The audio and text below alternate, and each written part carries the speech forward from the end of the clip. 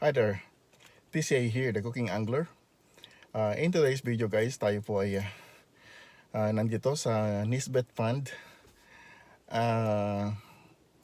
This is my first time again after 2 years.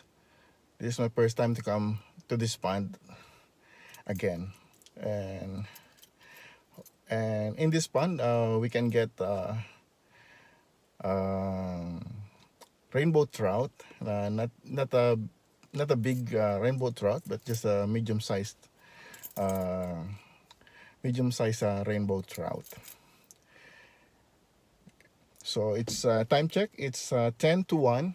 So super late tayo nakapag-start today dahil ang dami pa nating ginawa sa garden. So tinahali na tayo ng labas. At the end of this video guys, ay papakita ko sa inyo yung update sa ating backyard garden. Okay, so samahan niyo po ako and let's start fishing. So hindi magandang timing na naman natin guys. As you can see guys, nakapundo ang ulan and there's a forecast na merong parating na ulan sa 2 p.m. So time check guys, it's 1 p.m. already. So hindi ko alam kung hihintayin ko pa yung 2 o'clock para bago umuwi. Kakahagis lang natin. Kaso biglang nagbago yung forecast. There is a rain forecast coming at 2 p.m. So baka hindi natin hintayin yun guys. We will just come back here some other time pagka maganda na ang weather. So hindi magandang timing na naman natin ngayon.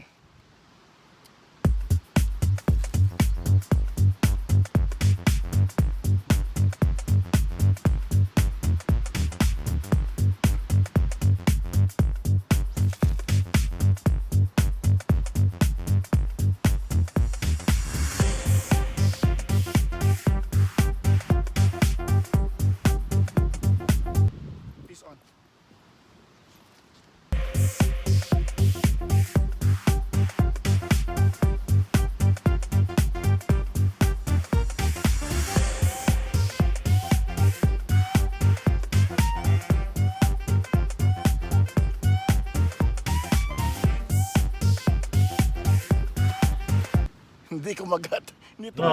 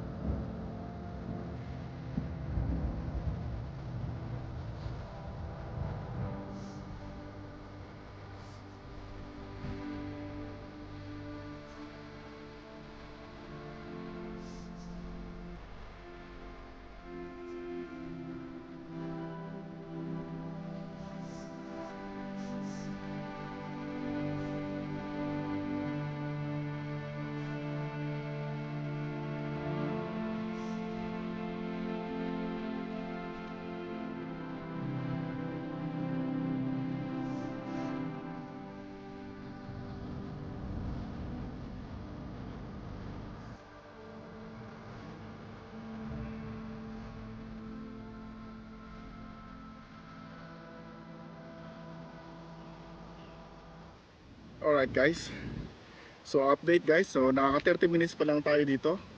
But I guess hindi na po tayong papaabot ng alas 2 dahil biglang nabago yung weather. So at 2 p.m. 90% chance of rain, so masyadong mataas ang percentage na yun. Kaya siguradong uulan. So kaya retrieve na natin yung ating line at uwi na tayo. So we will just come back here some other time. So salamat po sa inyong patuloy na pagsama po sa akin sa aking mga adventure. And if you are new with this channel, I would like to invite you to please subscribe to The Cooking Angler and kindly click the notification bell para updated po kayo sa ating po mga upcoming videos. Maraming salamat po, and till next time, God bless.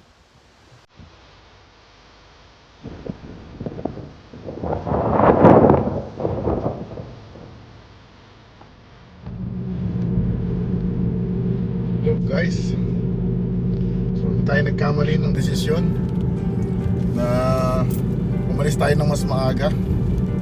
Ayan o, umuulan na. Ano pa lang guys, 1:50. Wala pang alas 2 ay pumagsak na yung ulan. So tama yung desisyon natin na hindi tayo nagpaabot ng alas 2 doon. Otherwise mahuhuli tayo. Nako, mahirap pa bala ako.